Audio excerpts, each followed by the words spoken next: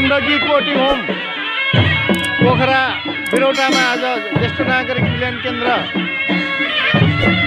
ढुङ्गे साउँ 15बाट सबैजना सहभागी भएर आउँदै हुनुहुन्छ। सबै ज्येष्ठ नागरिकहरू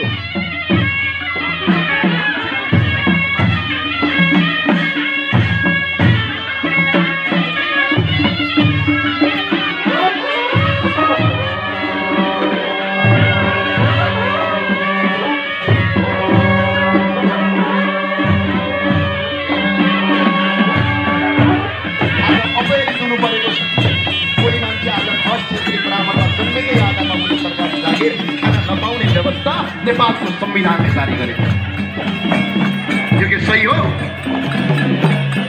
योग्यता र क्षमताका आधारमा तपाईँको अगाडि बढ्ने हो। यदि क्षमता र योग्यता छैन भने आज त्यो कारणले गर्दाखेरि हामीलाई सही बाटोमा अगाडि बढ्न पाइएको छैन।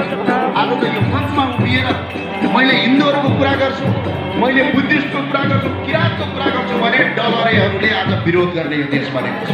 त्यही भएर अहिले पनि भन्छु, नेपालको संविधानले यो संविधान सब कुरा होइन।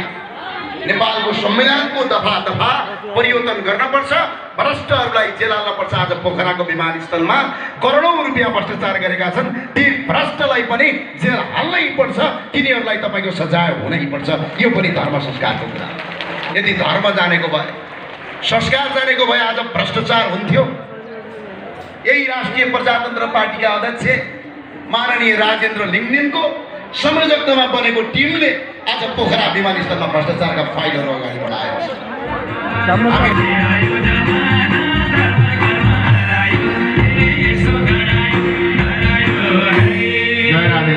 हाम्रो यतिखेर अब नेपालबाट नरेन्द्र महरा सर हुनुहुन्छ, जोरदार तालीले सम्मान गरौँ। यसै गरी कमल सरगमज्यू लालीगुराँस.com का प्रमुख हुनुहुन्छ, गायक पनि हुनुहुन्छ, जोरदार तालीले सम्मान गरौँ। धेरै धेरै आभारी हुनेछ। हामी भगवानका कथा सुन्नेछौँ, कथा ज्ञान लिनेछौँ। जय होस्। देवीजीको स्वागतका निम्ति एउटा नृत्य मानव सेवा आश्रमबाट। जय होस्। मानव सेवा फाउन्डेसनका मामाको घर आश्रमबाट। ल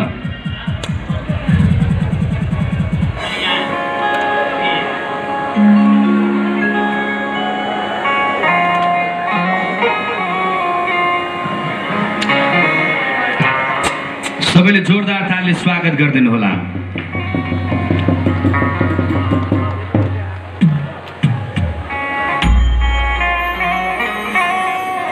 ओम विघ्नेश्वराय वरदाय सुरप्रियाय लंबोदराय सकलाय जगद्धिताय नागाननाय श्रुतियज्ञ विभूषिताय गौरीसुताय गणनाथ नमो नमस्ते।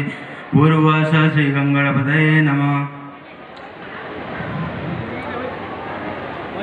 ओम मायितं विष्णुविचक्रमे त्रेधा निदधे पदं समूलमस्य पागुसुरे स्वाहा। नमः। गन्धाक्षतपुष्पाणि समर्पयामि। ओम शान्ताकारं भुजगशयनं पद्मनाभं सुरेशं विश्वाधारं। हाम्रा भान्जा भान्जीहरू मध्ये र केही भान्जा भान्जीहरू यहाँ नृत्य प्रस्तुत गर्दै हुनुहुन्छ। अहिलेका लागि यहाँहरूको बिचमा स्वागत स्वरूप यो सुन्दर नृत्य प्रस्तुत हुँदैछ। जोरदार तालीले स्वागत गरिदिनु होला।